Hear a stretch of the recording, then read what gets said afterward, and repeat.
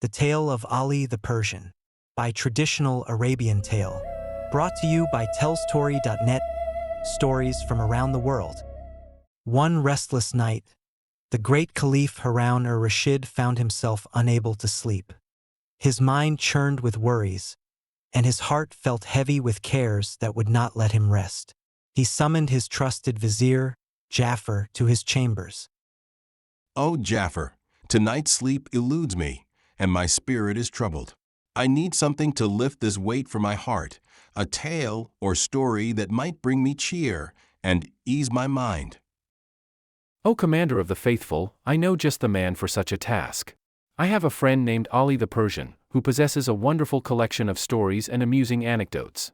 His tales are known to chase away melancholy and bring light to the heaviest heart. "Then bring him to me at once." I hear and obey. Soon Jafar returned with Ali the Persian, a well-traveled man with sharp eyes and an easy smile. Ali bowed deeply before the Caliph and took the seat offered to him. "Ali, my heart is burdened tonight, and I am told you have many tales to share. Will you tell me something that might ease my troubles and brighten my spirits?" O Commander of the Faithful, I am honored to serve you. Would you prefer to hear something I have witnessed with my own eyes, or something I have merely heard from others? "If you have seen something worth telling, then let me hear that, for such tales carry the weight of truth." Very well, O Commander of the Faithful.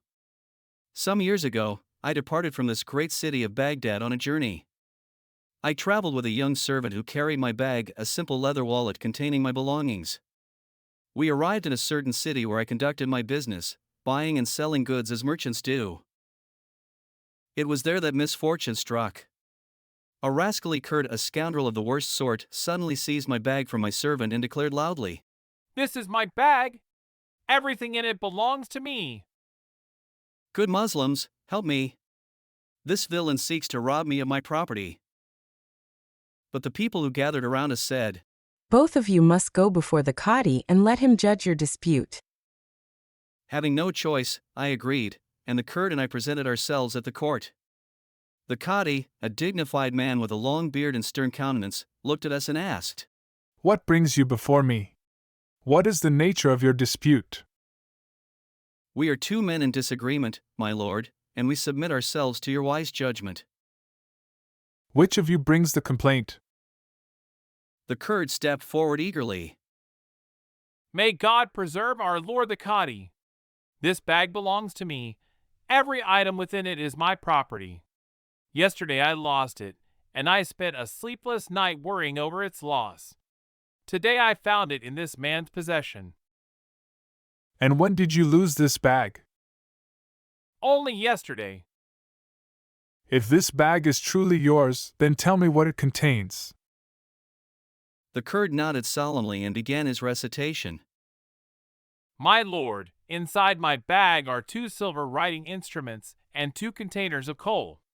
There are also 2 fine handkerchiefs and 2 gilded cups. Furthermore, there are 2 candlesticks of brass and 2 large tins. The bag also holds 2 serving platters and 2 meat hooks, along with a cushion and 2 leather prayer rugs. Additionally, there are 2 water ewers and a brass serving tray, 2 washing basins, and a cooking pot, 2 water vessels, and a ladle, and a large needle for sewing sacks. Oh, and there's also a cat and 2 dogs." I stood there, my mouth falling open as this list continued to grow more absurd with each item. There are also a wooden trencher and 2 grain sacks, 2 saddles for riding, and a fine gown, 2 fur-lined cloaks and a cow, 2 calves and a goat, 2 sheep and a ewe, 2 lambs, and 2 green pavilions for camping.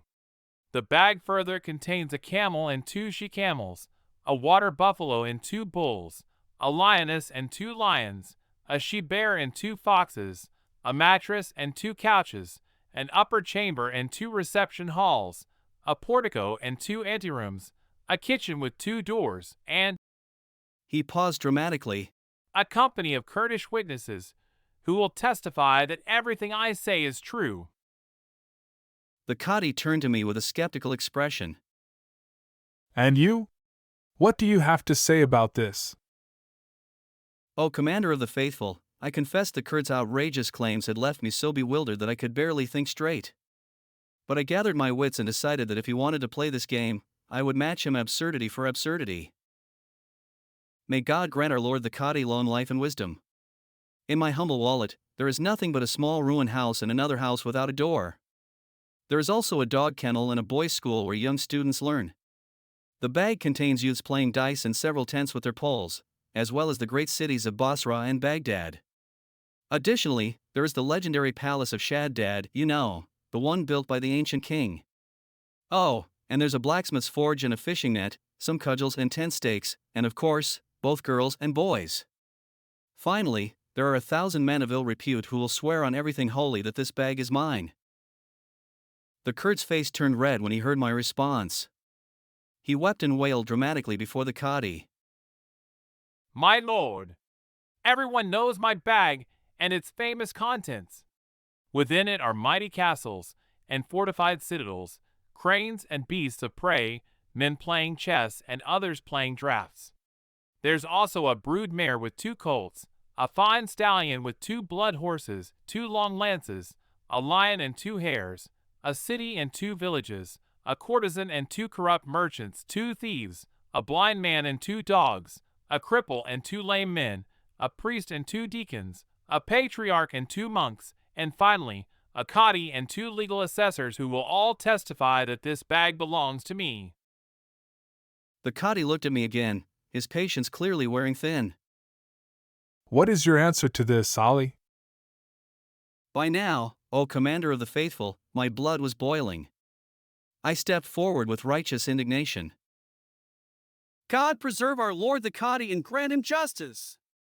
My wallet contains a coat of chainmail and a broadsword, entire armories and 1,000 fighting rams, a sheep pen and 1,000 barking dogs, gardens and vineyards, flowers and aromatic herbs, figs and apples, pictures and statues, flagons and goblets, beautiful slave girls and singing women, wedding feasts with all their noise and celebration, vast tracts of fertile land, warriors who ride at dawn with swords and spears and bows and arrows, true friends and dear companions, brothers and comrades, men imprisoned for their crimes, cup companions who share wine, drums and flutes, flags and banners, boys and girls, brides in all their finery, singing girls and 5 Abyssinian women, 3 Indian women and 4 from Medina, 20 Greek maidens and 50 Turkish girls, 70 Persian beauties and 80 Kurdish women, 90 Georgian princesses, the Tigris and Euphrates rivers, a fowling net and a flint with steel, the fabled many-columned Iram, 1,000 rogues and scoundrels, racing courses and stables, mosques and bathhouses, a builder and a carpenter, a plank and a nail, a servant with musical instruments, a caravan leader and a captain, towns and cities, 100,000 dinars in gold, Kufa and Anbar, 20 treasure chests filled with fine fabrics, 20 storehouses of food, Gaza and Ashkelon, all the land from Damietta to Aswan, the palace of Kisra and Ishirwan, the kingdom of Solomon himself, everything from Wadi Numan to the land of Khorasan, Balkh and Isfahan, and all the territories from India to Sudan. I paused for breath, then added with great emphasis.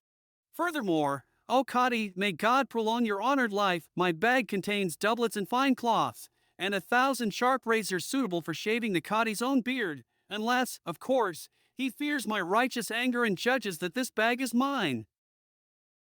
When the Qadi heard what both the Kurd and I had claimed, his face turned purple with rage. He struck his hand upon his desk and shouted, I see that you are nothing but 2 pestilent liars who mock the dignity of this court. You make sport of judges and magistrates and have no fear of the consequences.